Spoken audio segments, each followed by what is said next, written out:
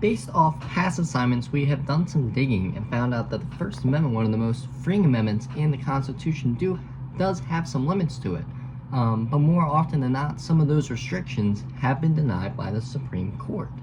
Having to study the First Amendment more in this chapter, and reading further into Nadine Strossen, what everyone needs to know, I've gained plenty of background and information on the topic and the First Amendment itself and the freedom of speech. As an American citizen, it is imperative for us to be educated on what we can and cannot say when it comes to the First Amendment, what we can do, what we cannot do. And despite the First Amendment promising free speech for all, it might not be as free as you may think, and for good reason.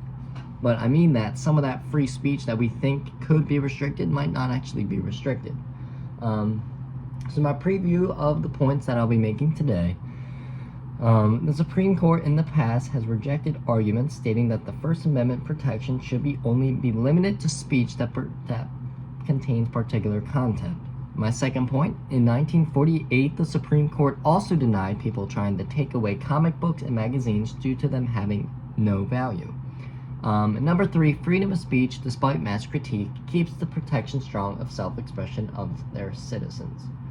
So one of the three factors of whether or not the First Amendment permits particular speech restrictions is no matter what argument you are trying to make, the First Amendment will always have your back.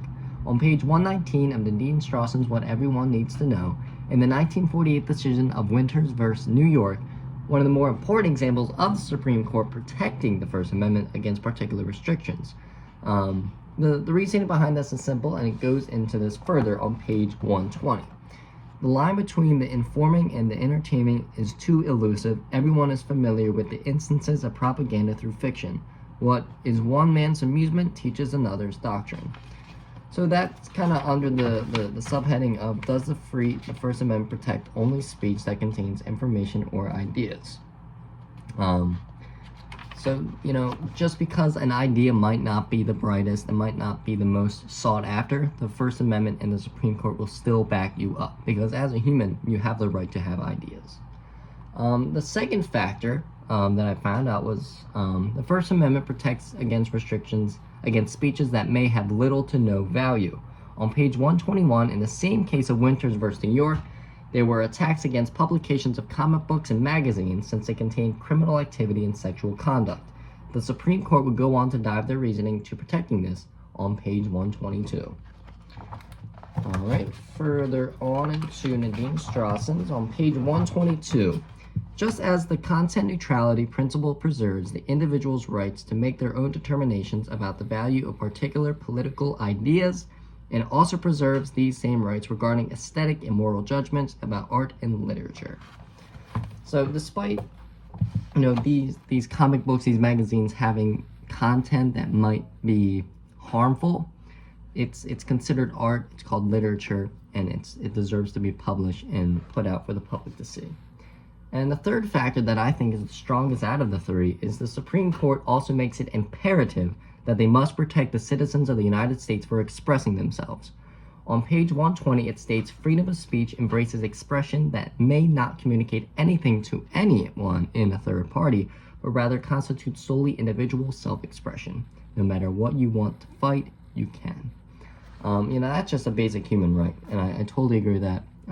Just because this idea might not be the greatest, it might not have an effect on a ton of people, you are able to make that point, and the Supreme Court, the freedom of speech, will protect that against any of these factors of it being attacked.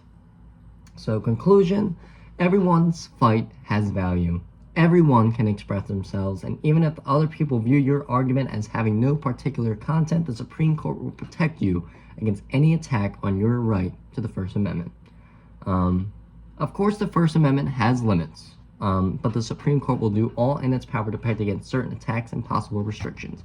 We said in last week's assignment that if these freedom of speech debates cause harm, cause incorrect information, that's when the Supreme Court will be like, I can't help you here. But if these have no negative effect, if it's just people speaking up, against something that obviously the Supreme Court's gonna be like, do what you want. We're not gonna do anything about it.